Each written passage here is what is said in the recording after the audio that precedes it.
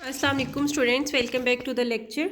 आज के लेक्चर में हम जो है वो रिकरेंस रिलेशन के अबाउट डिस्कस करने जा रहे हैं कि रिकरेंस रिलेशन जो है वो होता क्या है और डिफरेंट टाइप्स डिस्कस करेंगे रिकरेंस रिलेशन की। ये भी देखेंगे कि ऑर्डर और डिग्री क्या होती है रिकरेंस रिलेशन की, और फिर इसके सोल्यूशन के बारे में जो है वो भी डिस्कस करेंगे कि हम रिकरेंस रिलेशंस का जो है वो सोल्यूशन कैसे फाइंड आउट कर सकते हैं। तो सबसे पहले तो रिकरेंस रिलेशन की डेफिनेशन की तरफ आते हैं कि रिकरेंस रिलेशन हमारे पास होता क्या है। Recurrence relation for a sequence A N is an equation that expresses A N in terms of one or more of the previous terms of the sequence.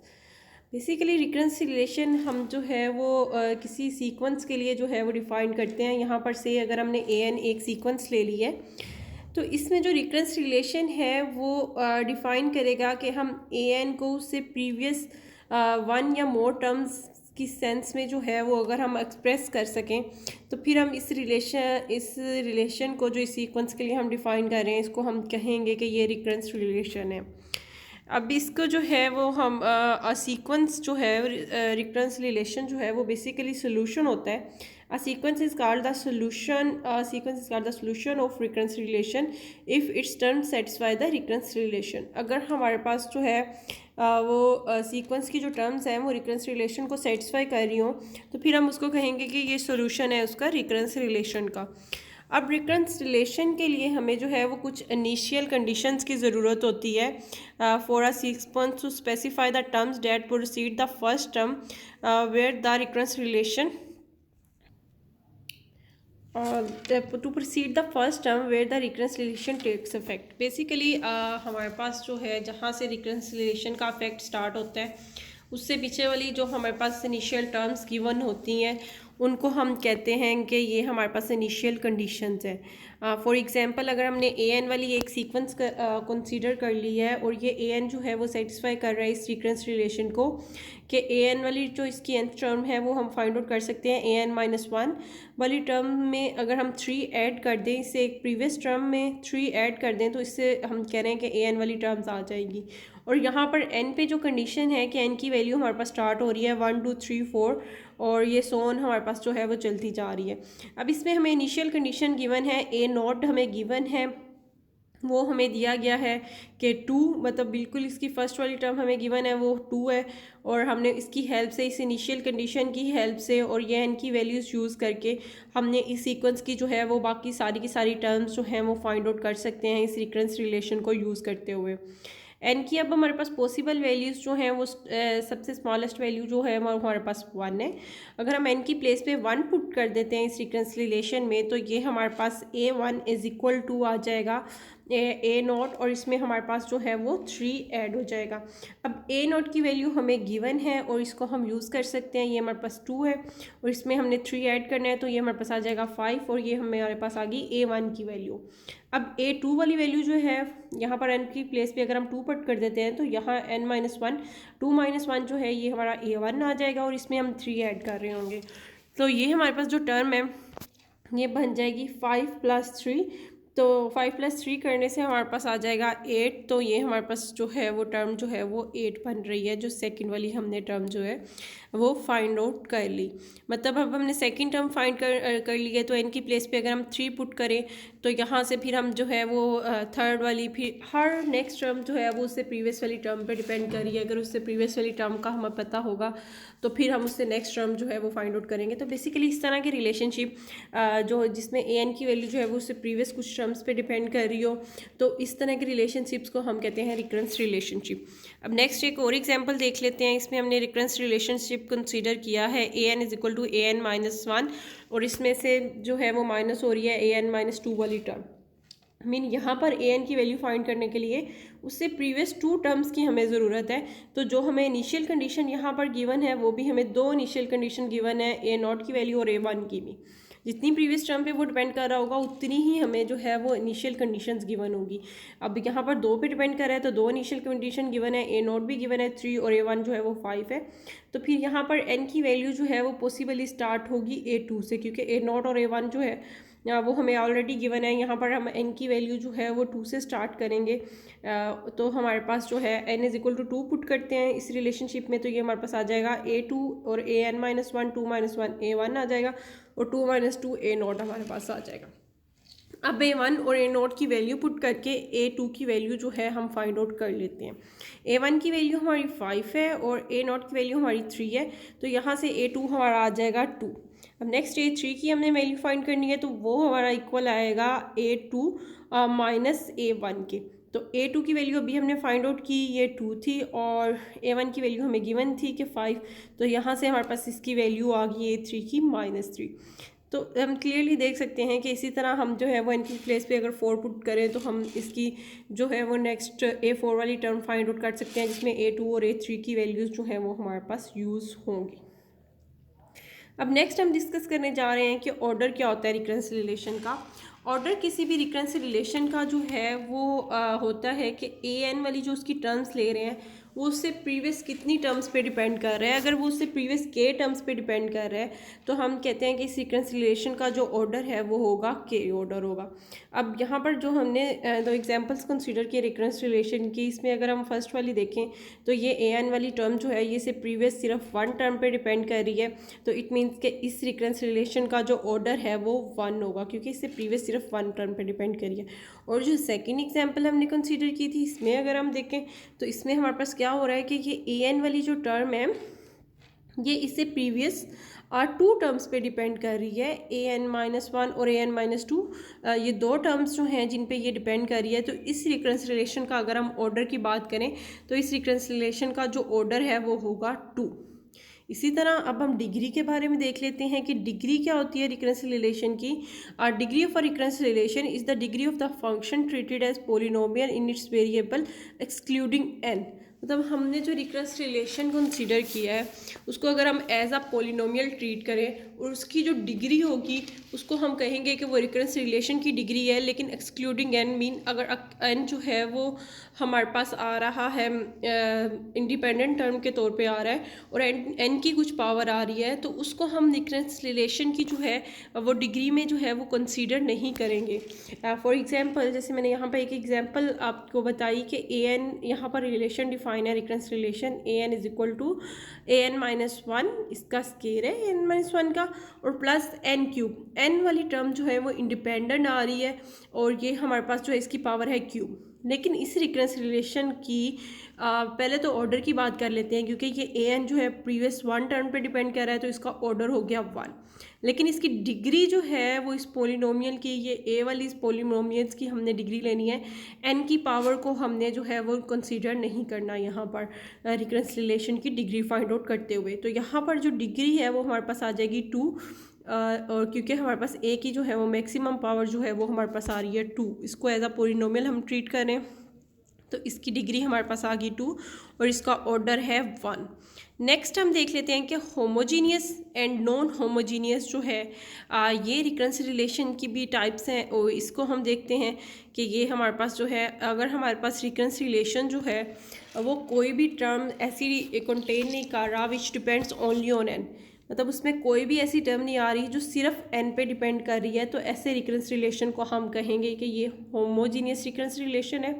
और अगर हमारे पास ऐसा रिकरेंस रिलेशन आ रहा है जो contain the term that depend only on n, जिसमें एक भी ऐसी टर्म आ रही है जो सिर्फ n पे डिपेंड कर रही है, तो इस तरह के रिलेशन को फिर हम कहेंगे कि ये हमारा जो है वो नॉन होमोजीनियस रिकरेंस रिलेशन है।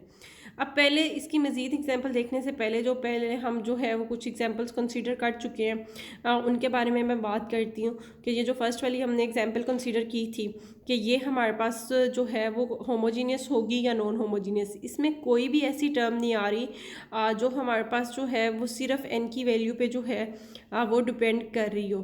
तो फिर ये वाली जो रिलेशनशिप होगा हमारे पास, इसको हम देखते हैं कि ये हमारा हमने क्या कहा कि होमोजीनियस वाले केस में हमारे पास जो है ऐसा रिलेशन जिसमें कोई भी टर्म ऐसी नहीं आएगी जो सिर्फ n पे डिपेंड कर रही हो, तो इट मीन्स कि ये वाला जो रिलेशनशिप है हमारे पास ये जो होमोजीनियस रिलेशनशिप है, क्योंकि इसमें कोई भी ऐसी टर्म नहीं आ रही जो सिर्फ n पे डिपेंड कर रही है।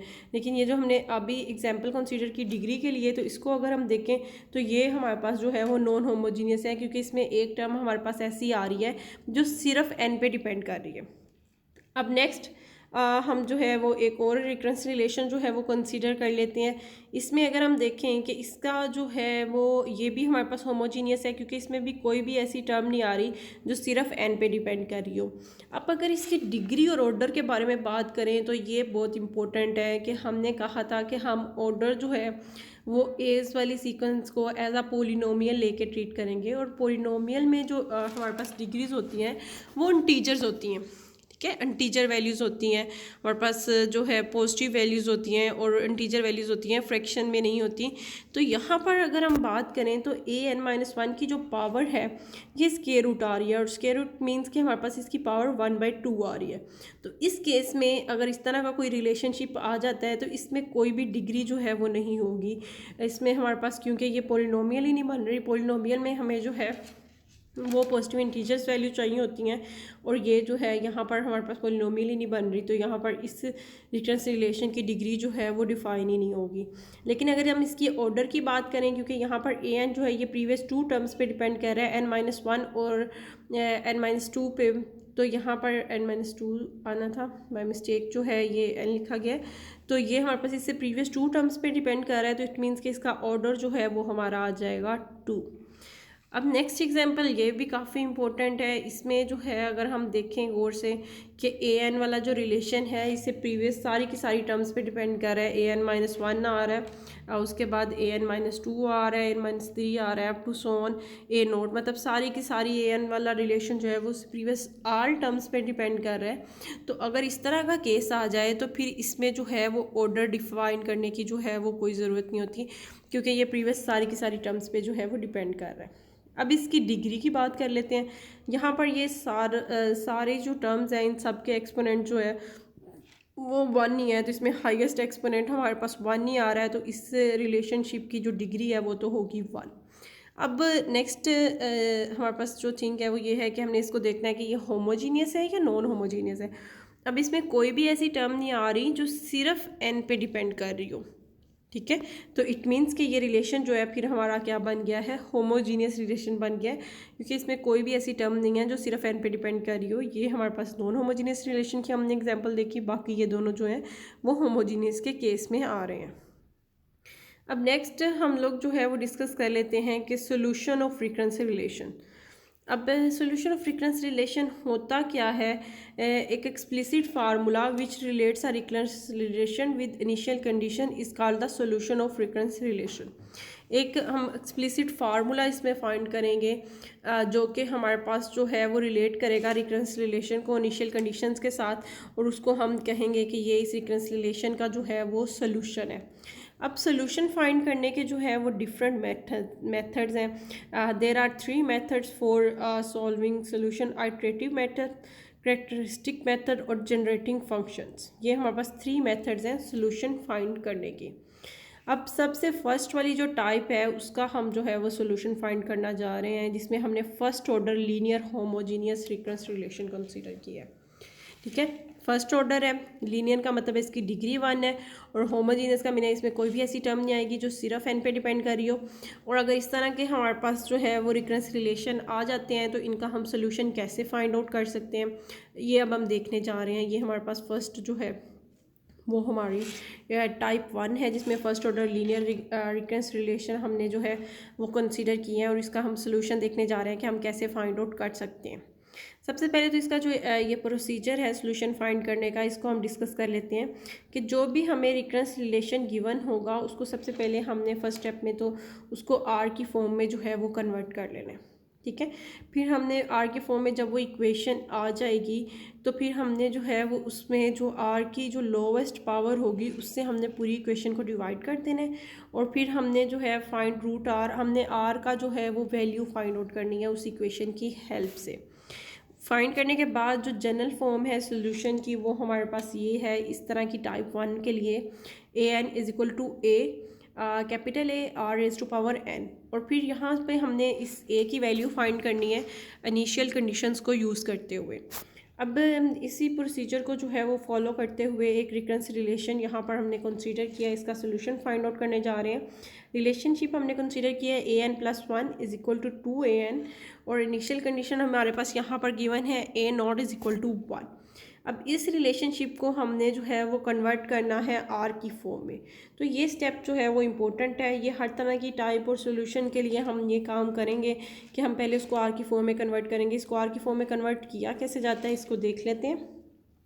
आर की फॉर्म में हमने इस तरह कन्वर्ट करना है कि अगर an+1 वाली टर्म है, ये हमारे पास इसके इंडेक्स में आ रहा था और यहाँ पर an ये भी n इसके इंडेक्स में आ रहा है। तो जब इसको r की फॉर्म में हमने कन्वर्ट करना है तो ये जो इंडेक्स में टर्म आ रही होगी ये इसके एक्सपोनेंट में शिफ्ट हो जाएगी। मीन्स यहाँ पर an+1 था तो इसकी प्लेस पे हमारे पास आ जाएगा r⁻n+1 और 2 एज इट आ गया, और यहाँ पर an था तो इसकी प्लेस पे हमारे पास आ जाएगा rn। अब इस इक्वेशन में हमने देखना है कि r की लोवेस्ट जो पावर है वो क्या है। तो r की यहाँ पर लोवेस्ट पावर जो है वो rn है, क्योंकि rn+1 तो इससे बड़ी है। तो जो इसकी लोवेस्ट पावर है उससे हमने इस पूरी इक्वेशन को जो है वो डिवाइड कर देना है। तो अब इसको डिवाइड कर देते हैं rn से। जब हम इसको rn से डिवाइड करेंगे तो ये हमारे पास जो है rn+1 ओवर rn आ गया, इधर rn ओवर rn आ गया। अब ये हमारे पास बेस तो सेम है r, और एक्सपोनेंट जो है वो ये नीचे से ऊपर जब जाएगा तो ये -n हो जाएगा। तो ये -n+n तो हमारा कैंसिल हो गया। इसी तरह यहाँ पर भी n-n ये कैंसिल हो गया, r⁻0 आ गया, लेकिन यहाँ पर हमारे पास r⁻1 आ गया। अब हमें पता है कि r⁻0 जो है वो हमारे पास होगा 1। ठीक है, r⁻0। तो फाइनली हमारे पास यहाँ से r की जो वैल्यू है वो हमारे पास आ गई है 2। अब नेक्स्ट हमारा काम है कि हम इसको जो है सॉल्यूशन की ये हमारे पास जनरल फॉर्म है। ये जो इक्वेशन 1 है an=a r⁻n। तो यहाँ पर अब हमें a की वैल्यू जो है वो फाइंड आउट करनी है, और a की वैल्यू फाइंड आउट करने के लिए हम जो है वो इनिशियल कंडीशन जो हमें गिवन थी वो हम यूज़ करेंगे। इनिशियल कंडीशन हमें गिवन है कि a0 हमारा 1 है, ये हमें इनिशियल कंडीशन गिवन है। इस इनिशियल कंडीशन को जो है वो अब हम यूज़ करने जा रहे हैं। इसको यूज़ करने के लिए हम जो है वो अगर an में ले लें, an हमारे पास था तो a0 वाली कंडीशन a0 1 हम यूज़ करने जा रहे हैं। तो हम इसमें इक्वेशन 1 में n की प्लेस पे जो है वो 0 पुट कर देते हैं। तो ये हमारे पास a0 a r⁻0 आ जाएगा। तो r की वैल्यू हमारे पास यहाँ पर 2 है, r की प्लेस पे हमने 2 पुट कर दिया, 2⁻0 आ गया, और a0 की वैल्यू जो है वो 1 थी। तो ये तीनों वैल्यूज़ हमने पुट करके यहाँ से हमें a की वैल्यू जो है वो मिल गई कि a हमारा आ गया 1। तो सब्स्टिट्यूट कर देते हैं a की और r की वैल्यू इसमें इक्वेशन 1 में, जो कि हमारे पास जनरल सोल्यूशन की फॉर्म थी an=a r⁻n। तो यहाँ से हमारे पास जो सोल्यूशन है वो आ गया है an=2⁻n। अब नेक्स्ट हमने क्या करना है कि एक और रिकरेंस रिलेशन हमें गिवन है, इसका हमें जो है वो सोल्यूशन फाइंड आउट करना है। अब इसमें हमने ध्यान से देखना है, इसमें an=7 a⁻n−1 है हमारे पास, और इनिशियल कंडीशन हमें यहाँ पर जो है वो a2 गिवन है। पहले हमारे पास जो रिलेशन था उसमें हमारे पास था an+1=2an, और इनिशियल कंडीशन a0 वाली गिवन थी। लेकिन यहाँ पर रिलेशन चेंज है, यहाँ पर रिलेशन हमें an=7 an-1 गिवन है, और इनिशियल कंडीशन जो हमें गिवन है वो है a2। अब अगर हम इस रिलेशनशिप को देखें, इसका ऑर्डर 1 है और ये लीनियर है, इसकी डिग्री भी 1 है, और ये होमोजीनियस है क्योंकि इसमें कोई भी टर्म ऐसी नहीं आ रही जो सिर्फ n पे डिपेंड कर रही है।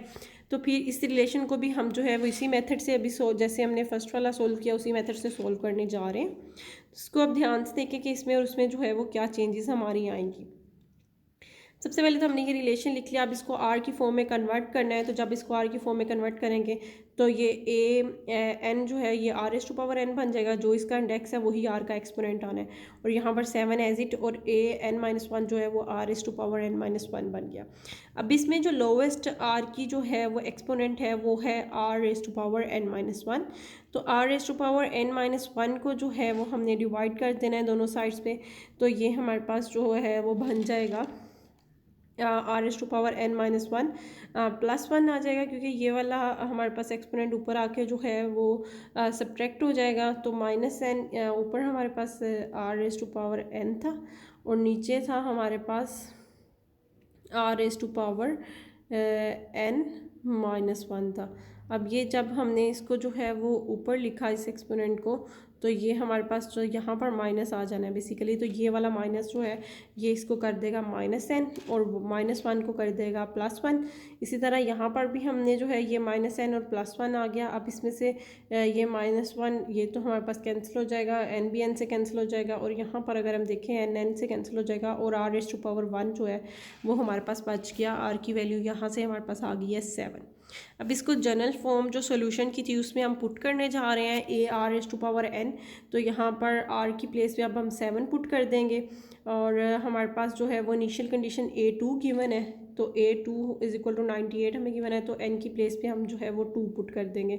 तो यहाँ पर 2 पुट करेंगे, r की एक्सपोनेंट में भी 2 आ जाएगा, और r की जो वैल्यू है वो हमें गिवन है 7, और 7 का अगर हम स्केयर लें तो वो हमारे पास आता है 49। अब 7 का स्केयर जो है वो हमारे पास 49 है। यहाँ पर हमारे पास ये इक्वेशन बन जाएगी 98 = 49a। अब 49 को अगर हम 98 को जो है वो 49 से डिवाइड करें तो हमारे पास जो है वो क्या आ जाएगा, हमारे पास आ जाएगा 2। तो यहाँ से हमने a की वैल्यू जो है वो फाइंड आउट कर ली कि a की वैल्यू जो है वो हमारे पास 2 आ गई है। अब a की वैल्यू भी आ गई है, r की भी हमने फाइंड कर ली हुई थी। तो जनरल सोल्यूशन की ये जो फॉर्म है इसमें हम पुट कर देते हैं।